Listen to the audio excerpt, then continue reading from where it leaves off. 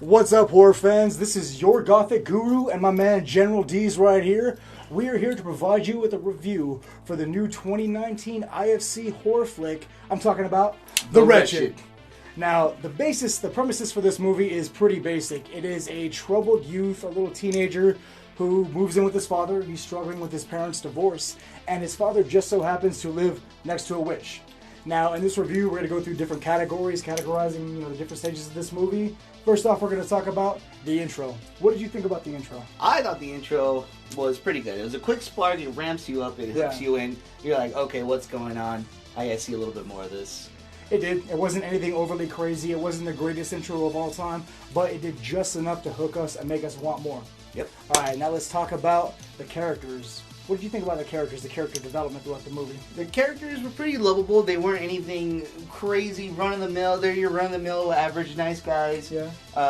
Like, no one character was like crazy, mentally psychic or anything crazy. Like, they didn't. IFC. They didn't, yeah, they didn't. It wasn't like a full moon production.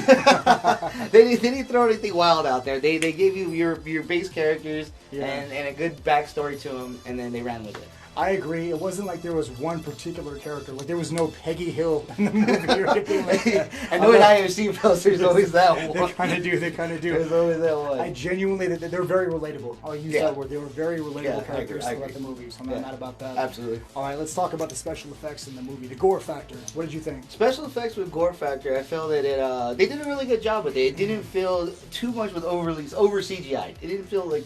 Yeah. There was too many special effects with it. The blood was kind of, I want to say T for teen. There's a lot of more black blood than there was red blood. They kind of like made it more family-ish, I want to say, but not really.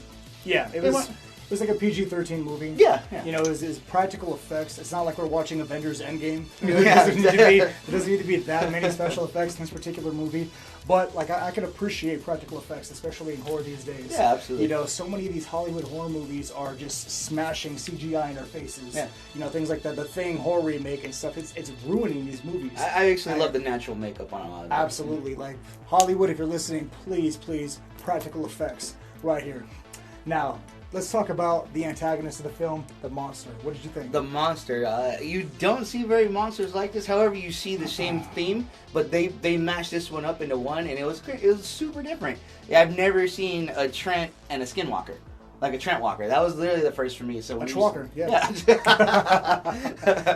I've never seen a Trent Walker before, so that was actually pretty cool. They introduced that. Like you really don't see that much. Like it was, Skinwalkers have a lot of different like looks and feels throughout the different movies. This one was probably in my top 3 favorite, Trent Walkers or Skinwalkers or whatever. Yeah. And like I said, again with the practical effects, they really made good use of it. Now let's talk about what all horror movies boil down to. The scare factor. Was this movie scary? The movie scary. So me personally, since I'm desensitized to the genre, me and you both, we've watched so many throughout the years. What are you gonna do? I'm gonna personally give it a 6 out of 10 for the scare factor wise. 6 out of 10? Yeah. It was enough to keep you, thriller, It wasn't overly scary. I mean, like he said, we are some desensitized motherfuckers. It takes a lot to scare people like us at this point. If you're your average horror fan, like if you're like a buddy cop person, or if you're like a romantic comedy kind of chick or something like that, I'm sure that this is basically it's a good movie to bring a girl to.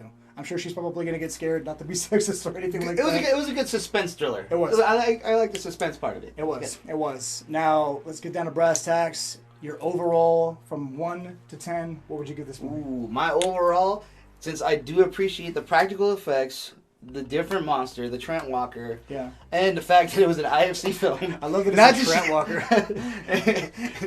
I give it a 7 overall. Definitely worth the watch. Absolutely, check it out. 7 overall.